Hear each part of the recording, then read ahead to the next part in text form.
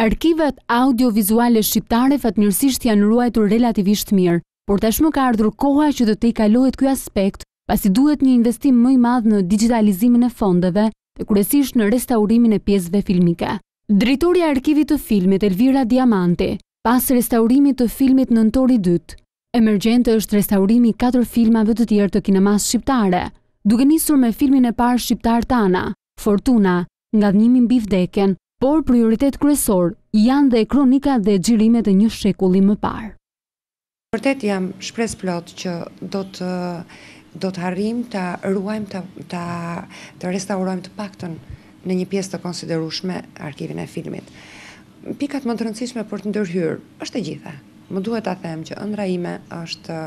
restaurohen natyrisht ato 4 filma të cilët janë të dëmtuar në ngjyra, sepse është një dëmtim që nga laboratori, dhe ëndra ime më e madhe është të restaurohen kronikat. Është një shekull para, ta shohësh Tiranën tënde, ta shohësh vendin tënd një shekull përpara, ti shohësh bashkë qytetarët e tu, si janë veshur, si kanë ecur, është shumë emocionuese. Një fond i pasur arkival është edhe ai i Institutit të Folklorit, por sipas drejtuesve, rëndësishme është ruajtja e kopjeve origjinale me parametrat bashkëkohor. Arkivat të ruhen në kushtet sa më të mira, arkivat e vjetra, materiali vjetër, dhe sa më shpejt, sa më mirë, me metodologjinë e re, është e mira këto të digitalizohen, që të vijnë në përdorim të studiuzëve, të masës gjerë.